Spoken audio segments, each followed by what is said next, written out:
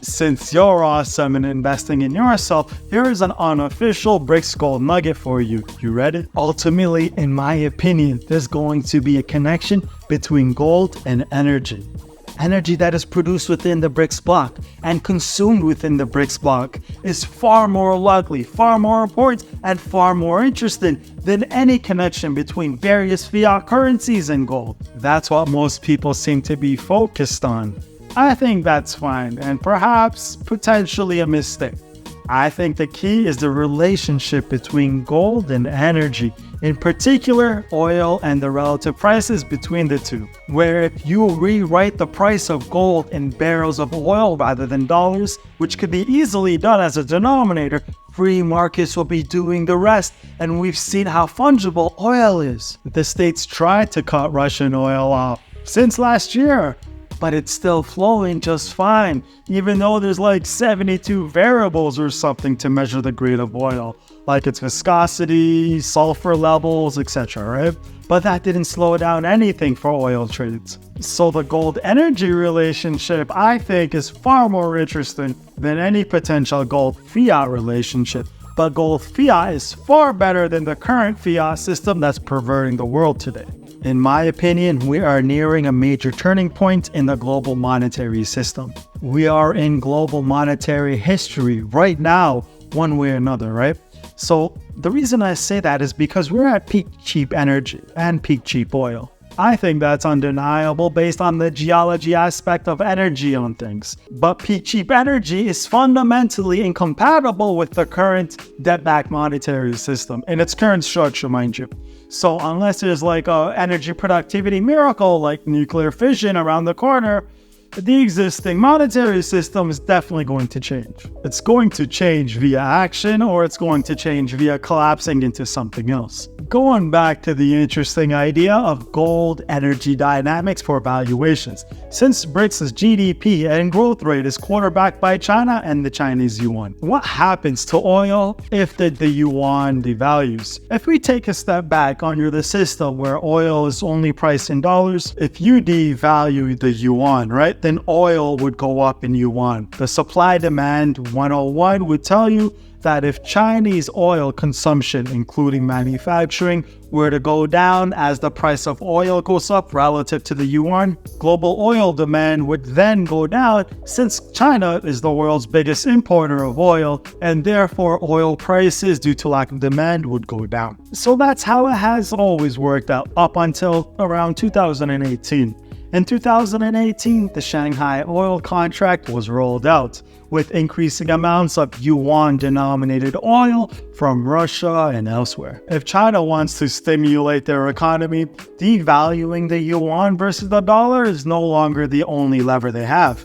Why would they want to devalue the yuan versus the dollar when increasing the yuan against oil would strengthen the yuan against oil, effectively stimulating their economy on a real basis? You make energy cheaper if you're using the yuan, and you're actually going to be stimulating your economy on a real basis, not just through inflation, which is what you do when you devalue the yuan versus the dollar. Now, the yuan-oil relationship in this whole process means that the dollar is no longer the reference point. In fact, the new reference point is gold. Many investors seem to be waiting for China to devalue the yuan versus the dollar to stimulate the Chinese economy. They're not considering that oil-yuan relationship, which is the thing that could be used to devalue oil versus the yuan. Devaluing oil when using yuan for purchases can be done by increasing gold to oil ratio in China, thus BRICS currency being backed by gold. Which tells me the play here might not actually be to sell the yuan against the dollar.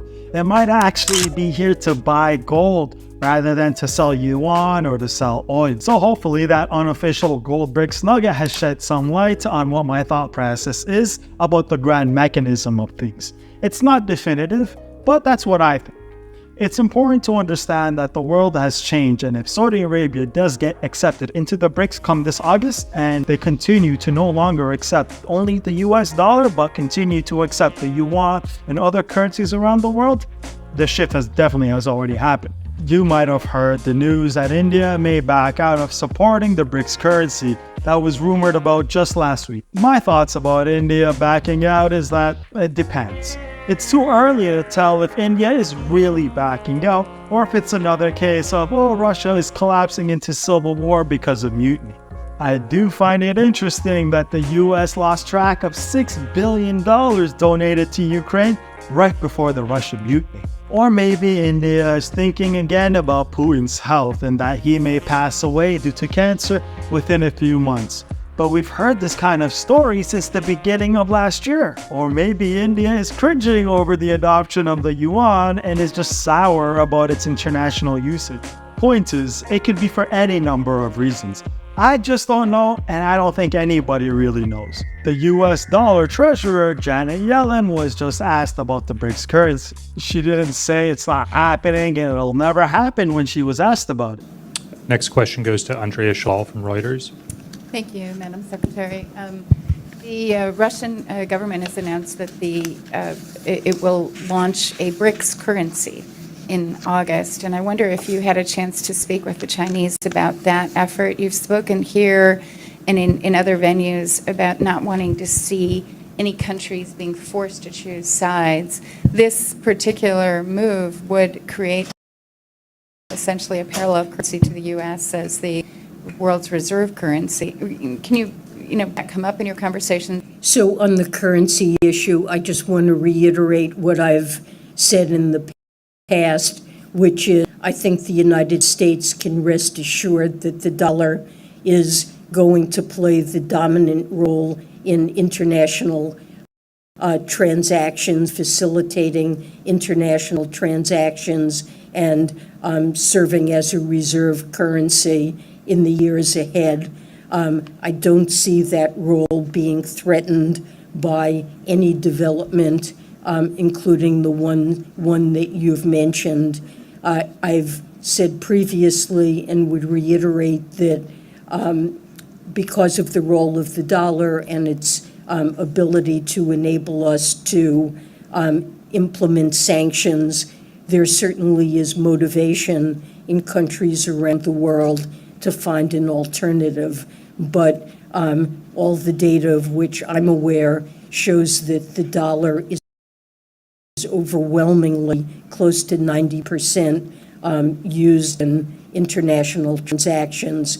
And I don't think that there is an alternative that could possibly displace that for the foreseeable future. To me, the fact that she didn't come right out and say it's not happening, it's not going to happen, it's not going to work, I took that as a sign that she knows something is coming and that she doesn't want to look foolish in a few weeks when it does come out, having just said it's not going to be coming out in less than one full news cycle, so she saved her face. Maybe it's a faux pas on her part in the way she answered it, and in also other media appearances that she had as well. The fact that the use of the dollar has diminished and gone down against competing currencies over the years?